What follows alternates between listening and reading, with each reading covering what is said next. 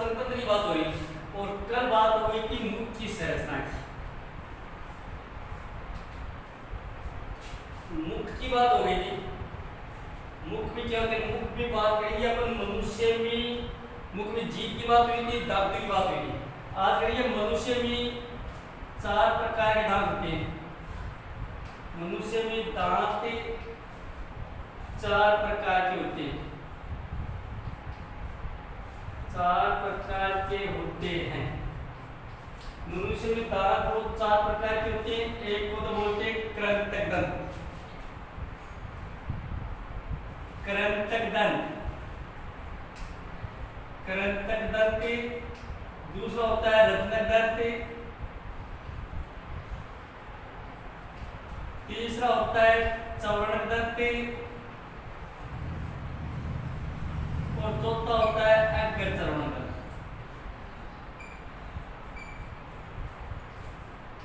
ये 4 प्रकार के दांत होते हैं मनुष्य में। मुख में जीभ पाई जाती है, मुख में दांत होती है, मुख में दांत होते हैं। दांतों की संख्या 32 होती है। 2 प्रकार के दंत होते हैं, गर्भ दंत की व्यवस्था पाई जाती है। 2 प्रकार के दांत होते हैं, एक अस्थायी दंत होते हैं, एक स्थायी दंत होते हैं। तो यही दांत है वो 4 प्रकार के होते हैं, कृंतक दंत, रत्नक दंत, चौवर्णक दंत और अग्र चौवर्णक दंत।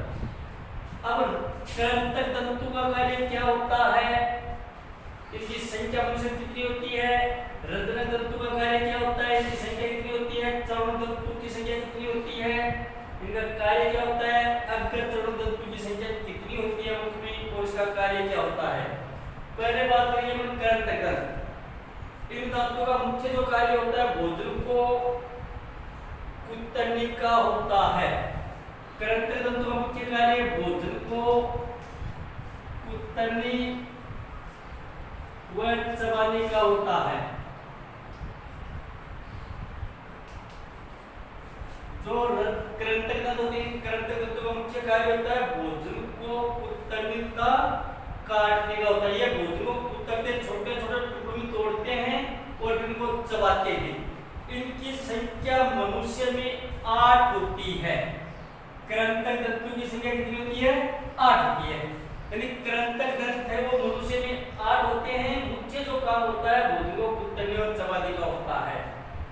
जो रत्नक दंत होते हैं, इन दांतों का मुख्य कार्य भोजन को चीरने और फाड़ने का होता है।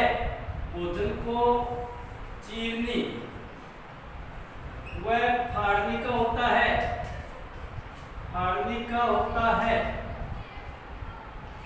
भोजन को चीरने और फाड़ने का होता है। भोजन को चीरते हैं और फाड़ते हैं। इन दांतों की संख्या मनुष्य में वो 4 होती है। इनकी संख्या 4 होती है। ये जो दांत हैं वो मांसाहारी जंतु में अधिक पाए जाते हैं। मांसाहारी जंतु में क्योंकि भोजन को चीरने और फाड़ने, मांसाहारी जंतु मांस को चीरते फाड़ते हैं, तो मांसाहारी जंतु में इनकी संख्या अधिक होती है। मनुष्य में इनकी संख्या सिर्फ 4 होती है, जो भोजन को चीरने और फाड़ने का कार्य करते हैं।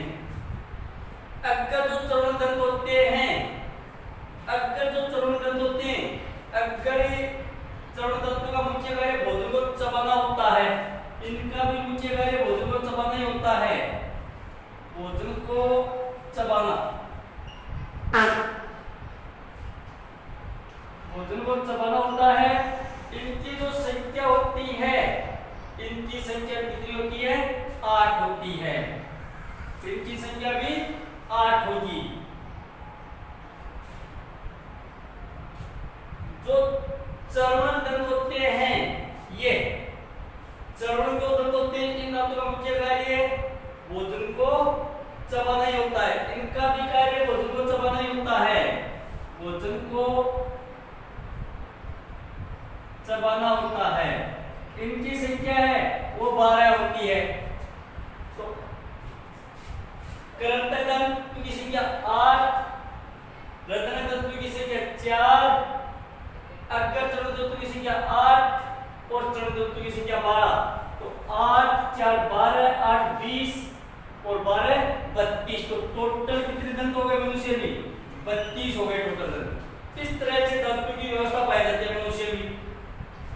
8 कर्णदंत होते हैं, 4 उदरदंत होते हैं, 12 चर्मदंत होते हैं और 8 अग्र चर्मदंत होते हैं। इनका मुख्य कार्य ये होता है, ये भोजन को उतरते चबाते हैं, ये भोजन को चीरने वाले कार्य करते हैं। इनका मुख्य कार्य भोजन को चबाना होता है और इनका अग्र चर्मदंत का कार्य भोजन को चबाना ही होता है।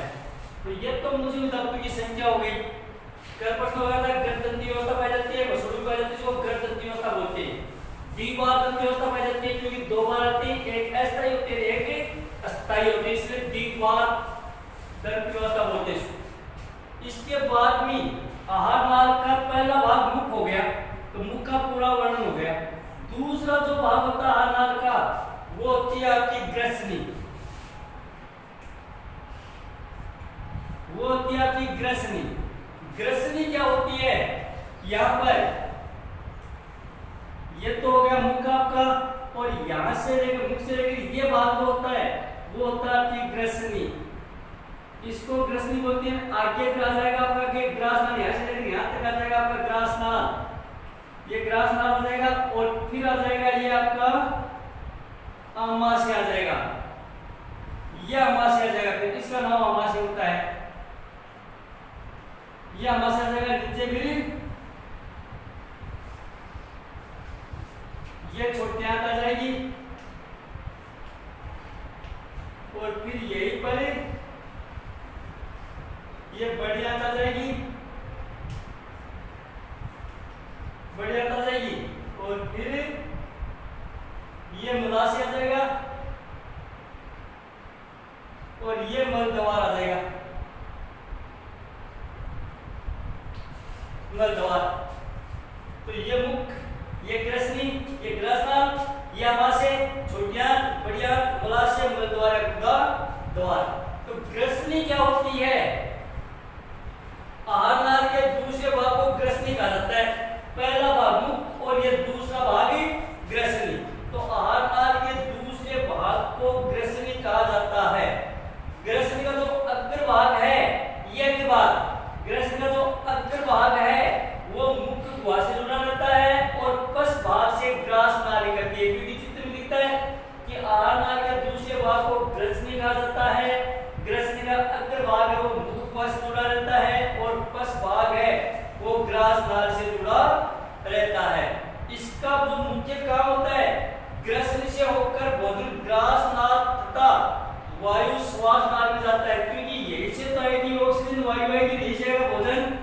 तो भोजन है वो ग्रसनी से होकर ग्रास नाल में तथा वायु है, भोजन तो ग्रसनी से होकर ग्रास नाल में चला जाएगा, वायु है वो श्वास नाल में, क्योंकि एक प्रतिलेप में श्वास नहीं होती है, वो भोजन तो चला जाएगा ग्रास नाल में और वायु चली जाएगी श्वास नाल में। अब दो बात होगी, ग्रसनी में से तो भोजन आएगा और ग्रसनी में से वायु आएगी, तो दोनों का रास्ता अलग अलग होगा इनका। नहीं तो अगर भोजन में अपने ग्रसनी में भोजन आ जाएगा तो वायु कहां से आएगी। तो इसका जो मुख्य काम होता है भोजन वो ग्रसनी से होकर ग्रास नाल में आता है तथा वायु है वो श्वास नाल में चली जाती है। ग्रास नाल की संरचना इस प्रकार होती है कि कभी भी भोजन श्वास नाल में तथा वायु है वो वायु भोजन नाल में प्रवेश नहीं कर पाती है। इसकी संरचना इस प्रकार की होती है कि भोजन है वो भोजन नाल में जाएगा, वायु है वो श्वास नाल में जाएगा। कभी भी इस प्रकार की व्यवस्था नहीं होती है कि भोजन है वो वायु नाल में चला जाए और वायु है वो भोजन नाल में चला जाए। भोजन है वो भोजन नाल में जाएगा, वायु है वो वायु नाल में ही श्वास नाल में जाएगा। इन दोनों नालों के मुख ग्रसनी के नीचे की तरफ होता है। ग्रसनी क्यों जाता है, इसका भाग है वो नीचे की तरफ होता है। तो इसकी संरचना सिर्फ इतनी होगी कि ग्रसनी है वो आहार नाल का दूसरा भाग होता है या आहार नाल के दूसरे भाग को ग्रसनी कहा जाता है।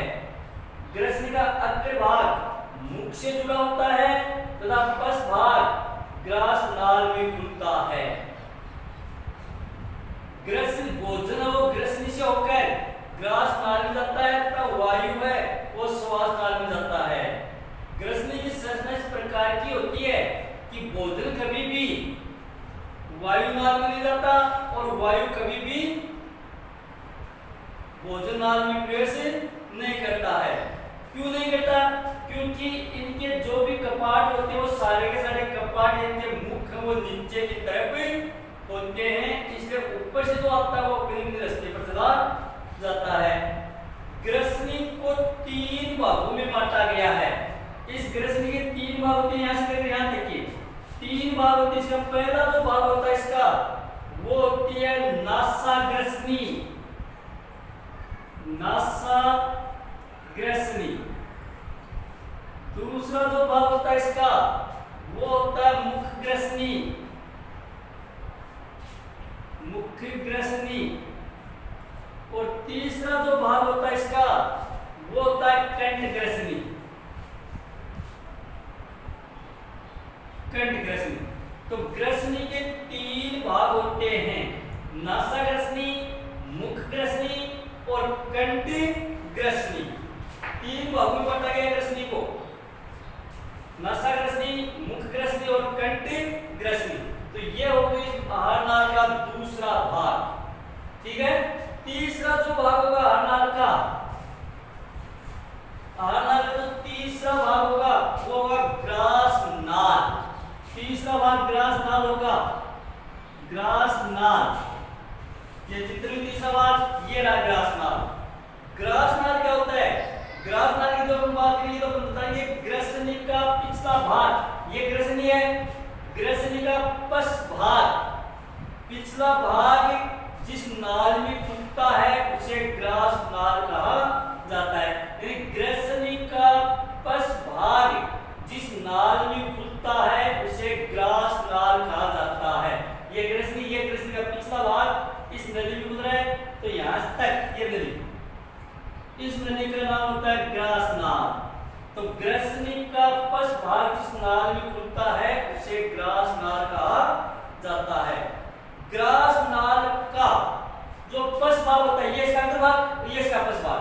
ग्रास नाल का जो पश्च भाग है वो अमाशय के, ये अमाशय जो बात करें अमाशय के भाग में, अमाशय के जिस भाग में खुलता है उसको कार्डियो भाग कहते हैं। ये अमाशय का भाग, इसका नाम होता है कार्डियो भाग,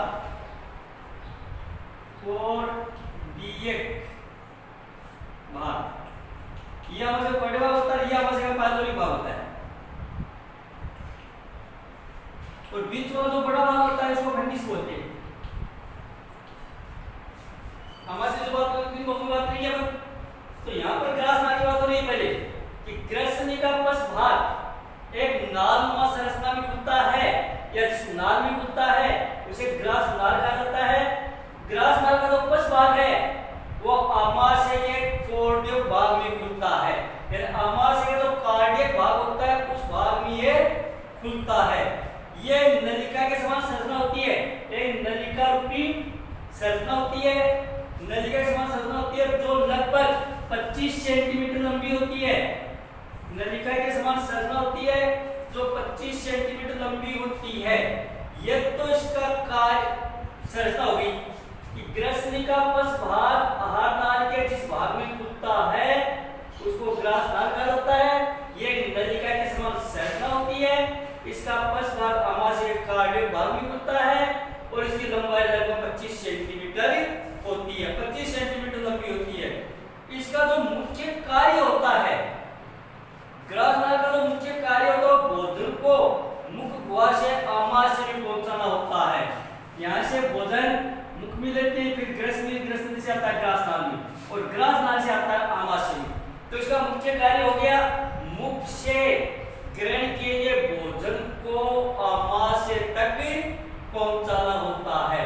ये ग्रास नाल का मुख्य काम है। अगर प्रश्न की ग्रास नाल का मुख्य काम क्या होता है तो हम बताएंगे मुख द्वारा ग्रहण के लिए भोजन को अमाशय तक पहुंचाना ग्रास नाल का मुख्य कार्य होता है। ग्रास नली में कुछ ग्रंथियां पाई जाती हैं, इसका श्लेष्मा ग्रंथियां कहते हैं। इसमें कुछ ग्रंथियां पाई जाती हैं जिसको बोलते हैं श्लेष्मा ग्रंथियां, श्लेष्मा ग्रंथियां कहते हैं, श्लेष्मा ग्रंथियां कहते हैं। तो ग्रास नाल में कुछ ग्रंथियां पाई जाती हैं जिसे श्लेष्मा ग्रंथियां कहते हैं।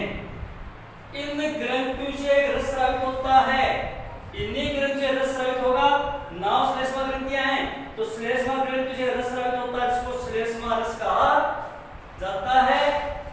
उसको बोलते हैं श्लेष्मा रस। ये भोजन में मिलकर उसे रसदार बनाता है और श्लेष्मा रस का मुख्य कार्य होता है भोजन को लसदार बनाना।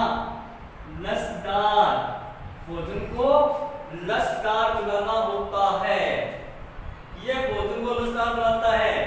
ग्रास नली की विद्या भोजन को क्रमांकन द्वारा गति प्रदान करती जिसके कारण भोजन आमाशय में पहुंचता है। ये इसकी संरचना होगी। इसका मुख्य काम हो गया।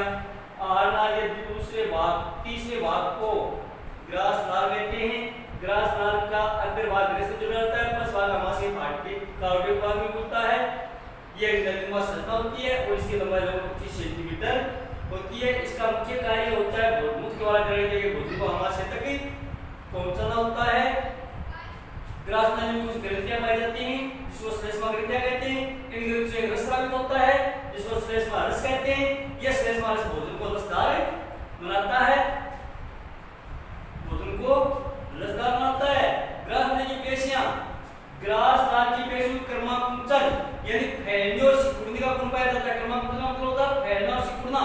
तो ग्रास नाली की पेशियों में क्रमांकन का गुण पाया जाता है। इसी क्रमांकन के गुण के कारण भोजन है वो आमाशय में पहुंचता है। ये बात हो गई आपकी ग्रास नाल की। छोटी संरचना को लंबी चौड़ी संरचना नहीं है पर नदी के समान संरचना होती है। अगर भाग ग्रस से जुड़ा रहता है। पिछला भाग आमाशय कार्डियक भाग में होता है। लंबाई 25 सेंटीमीटर होती है। मुख्य काम होता है दूध द्वारा ग्रहण किए गए भोजन को आमाशय तक पहुंचाना होता है। उसमें कुछ ग्रंथियां पाई जाती हैं जो श्लेष्मा ग्रंथियां कहते हैं। श्लेष्मा ग्रंथि रस स्रावित होता है जो श्लेष्मा रस कहा जाता है। श्लेष्मा रस भोजन को रसदार बनाता है। हम ग्रास नाल की पेशियों में क्रमांकन का गुण पाया जाता है और इसी क्रमांकन के कारण भोजन वो आमाशय में पहुंचता है।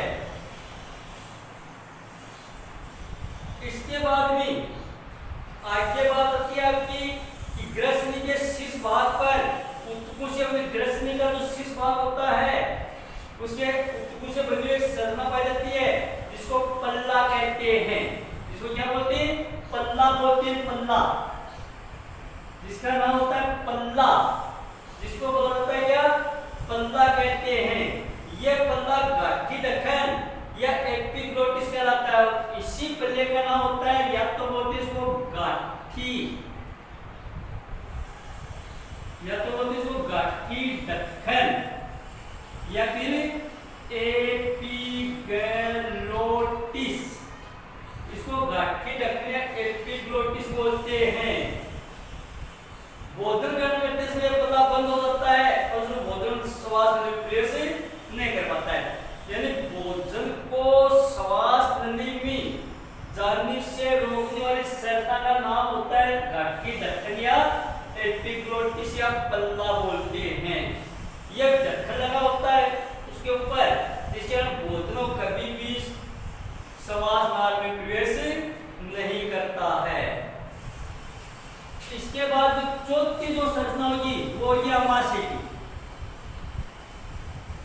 आमाशय चौथी जो संरचना होगी वो होगी आमाशय की। आमाशय क्या होता है? यहाँ पर देखो आमाशय क्या होता है कि ग्रास नाल का, ये ग्रास नाल है, ग्रास नाल का पश्च भाग, ग्रास नाल का पश्च भाग एक पेशियों से निर्मित थैली नुमा संरचना में खुलता है जिसको आमाशय या उदर कहा जाता है। इसी को आमाशय बोलते हैं और इसी को उदर बोलते हैं। तो संरचना ऐसे है जिसको ये तो रहा ग्रास नाल। ग्रास नाल है, ग्रास नाल का पश्च भाग एक पेशियों से बनी हुई, ये पेशियों से बनी हुई और थैली नुमा बड़ी संरचना है। पेशियों से बनी हुई एक थैली नुमा संरचना में खुलता है। पेशियों से बनी हुई एक थैली नुमा संरचना में खुलता है जिसे आमाशय कहा जाता है। पेशियों से बनी होती है थैली नुमा संरचना होती है जिसे आमाशय कहा जाता है। अब पेशियों से बनी हुई है और जो संरचना पेशियों से बनी हुई इसमें गति होगी तो आमाशय में भी कर्माकुंचन का गुण पाया जाता है। आमाशय में कर्माकुंचन का गुण पाया जाता है। कर्माकुंचन मतलब फैलना और सिकुड़ना। तो आमाशय में कर्माकुंचन का गुण पाया जाता है। आमाशय की आंतरिक भित्ति पर, यहाँ पर आंतरिक भित्ति पर अनेक ग्रंथियां पाई जाती हैं। आमाशय की आंतरिक भित्ति पर अनेक ग्रंथियां पाई जाती हैं, जिन्हें पाचक ग्रंथियां कहते हैं। ग्रंथियों का नाम होता है क्या? पाचक ग्रंथियां। इन ग्रंथियों को बोलते हैं, जिस तरह से उसको श्लेष्मा ग्रंथियां बोलते हैं, इस तरह से वो बोलते हैं पाचक ग्रंथियां। तो आमाशय की आंतरिक भित्ति पर अनेक ग्रंथियां पाई जाती हैं, जिसको बोलते हैं कौन सी? पाचक ग्रंथियां कहते हैं। आमाशय का आंतरिक स्तर है वो अनेक प्रकार के ऊतकों से मिलकर बना होता है। ये जो आंतरिक स्तर होता है ये अनेक प्रकार के ऊतकों से मिलकर बना होता है, और इसका आकार है अंग्रेजी के अक्षर जे के आकार में होता है। ये इस तरह की देखो जे जैसा दिखता है। अंग्रेजी अक्षर जे के आकार की संरचना का होता है। अंग्रेजी के अक्षर जे के आकार की संरचना का होता है। यह ग्रसनी व ग्रहणी के बीच स्थित होता है। ये ग्रासनाल और यहाँ पर ग्रहणी दोनों के बीच में स्थित होता है। दोनों में उसको मध्य पट के पीछे स्थित होता है। आमाशय में 1 से 3 लीटर तक आहार ग्रहण करने की क्षमता होती है। 1 से 3 लीटर तक भोजन को ग्रहण कर सकता है। तो क्या बताएंगे आमाशय के बारे में? पूरी बात ये बताएंगे। ग्रासनाल का पिछला भाग एक पेशु से बनी हुई थैलीनुमा संरचना में खुलता है, जिसे आमाशय कहते हैं। आमाशय में कर्माकुंचन का गुण पाया जाता है, फैलने और सिकुड़ने का गुण पाया जाता है।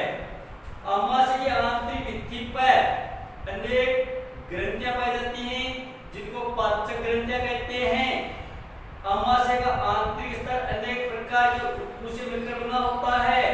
इसका आकार अंग्रेजी अक्षर जे के आकार का होता है। यह ग्रसनी, ग्रासनली व ग्रहणी के मध्य तथा उत्तर गुहा के बाईसवीं तथा मध्य पट के पीछे स्थित होता है। आमाशय में 1 से 3 लीटर तक भोजन या आहार ग्रहण करने की क्षमता पाई जाती है। एक बार में 1 से लेकर 3 लीटर तक, जिस तरह से टंकी होती है गाड़ी की, कितना लीटर पेट्रोल आएगा इसमें, इस तरह से आमाशय में एक बार में 1 से लेकर 3 लीटर तक आहार ग्रहण करने की क्षमता पाई जाती है। आमाशय को 3 भाग होते हैं। आमाशय के अभी बात है, आमाशय के 3 भाग होते हैं। नंबर 1 होता है कार्डियो भाग, नंबर 2 होता है पाइलोरी भाग, और नंबर 3 होता है फंडिस भाग। 3 भाग होते हैं, कार्डियो भाग, पाइलोरी भाग और फंडिस भाग होता है। अब कार्डियो भाग कौन सा होता है? यह आमाशय का बायां का बड़ा भाग होता है, और इसी भाग से ग्रासनाल आमाशय में प्रवेश करती है। ये भाग भी बताया कि आमाशय का बायां का बड़ा भाग होता है, ग्रासनाल है वो इसी भाग के द्वारा आमाशय में खुलती है। नंबर 2 होता है पाइलोरी भाग। यह आमाशय का दाहिना भाग होता है। यह आमाशय का दाहिना भाग होता है। इसे पाइलोरी भाग के द्वारा आमाशय में छोटी आंत में प्रवेश करता है। 2 बात है, कार्डियो भाग ग्रासनाल है वो कार्डियो भाग के द्वारा आमाशय में प्रवेश करती है। और पाइलोरी जो भाग होता है, पाइलोरी भाग है, पाइलोरी भाग के द्वारा ही बड़ी छोटी आंत है वो आमाशय से जुड़ी हुई रहती है। फंडिस भाग, कार्डियो भाग और पाइलोरी दोनों भागों के मध्य में जो संरचना पाई जाती है, ये दोनों, ये कार्डियो भाग